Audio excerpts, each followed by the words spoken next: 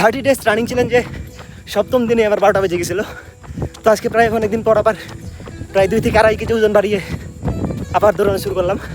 তো দেখা যাক আজকে কত কিলোমিটার দৌড়াতে পারি। রানিংয়ের সময় আমি রানিংয়ের থেকে বেশি ছোট্ট গাছ দেখি, পাখি দেখি, নীল আকাশ দেখি, শিয়াল দেখি, ক্রেন দেখি, কলা কিনি, কলা দেখি।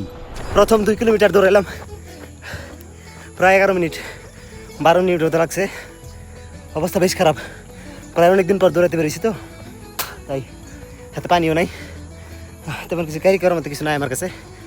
সো জাস্ট মোবাইলটা হাতে করে দৌড়াইতেছি। তো শুনছান জঙ্গলের ভিতর দিয়ে দৌড়াই, খুবই সুন্দর একটা জায়গা। দেখেন আমি যেদিক দিয়ে দৌড়াই পুরাটাই হচ্ছে জঙ্গলের মাঝখান দিয়ে রাস্তা, খুবই সুন্দর। গাজীপুরের শালবন এটা,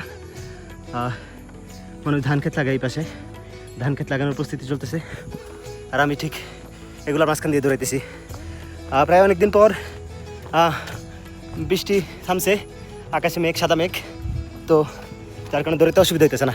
হালকা জাস্ট 2 মিনিটের বিরতি দিয়ে এখন আবার দৌড়ানো শুরু করতেছি। অনেকদিন পরে তো মাসেল ক্র্যাম্প হওয়ার সম্ভাবনা আছে, তো একটু বিরতি দিয়ে দৌড়াচ্ছি আর কি। এই রাস্তায় গাড়ি ঘোড়াও তেমন নাই, ওই যে একটা বাইক আসতেছে একটু পর পর, একটা 2টা বাইক আছে, রিক্সা আছে, এ পর্যন্তই।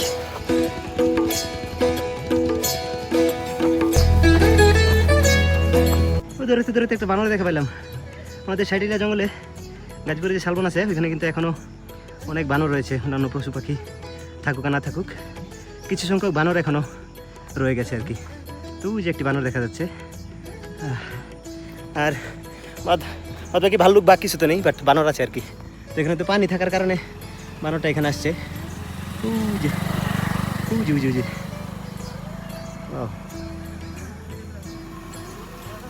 সেই তো সচরাচর এগুলো দেখা পাওয়া যায় না। হ্যাঁ, অনেক গভীর জঙ্গলে থাকে, প্লাস দোকান টোকান থাকলে জঙ্গলের আশেপাশে তারা হচ্ছে বেরিয়ে আসে। 1 মিনিট, জাস্ট মিনিট থামাই আর আশেপাশের পাখির আওয়াজগুলো শোনেন।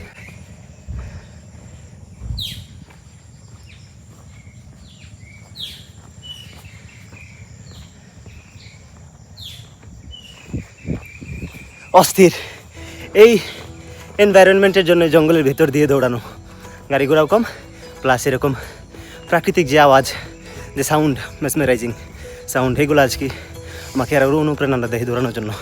আমার কথা একটু আটকে আসতে পারে, যেহেতু হাঁপাই গেছি প্রচণ্ড গরম আজকে। আর আমার দৌড়ানোর টাইমিং যেটা, এই যে এখন মনে হয় 15 মিনিট চলতেছে, মাত্র দৌড়ালাম 2.5 কিলোমিটার। তো আমার টাইমিংয়ের কোনো ম্যাটার না, আমি কোনো প্রতিযোগিতায় যাচ্ছি না বা কোনো কম্পিটিশন আমার নাই তেমন, আমি একা দৌড়াই।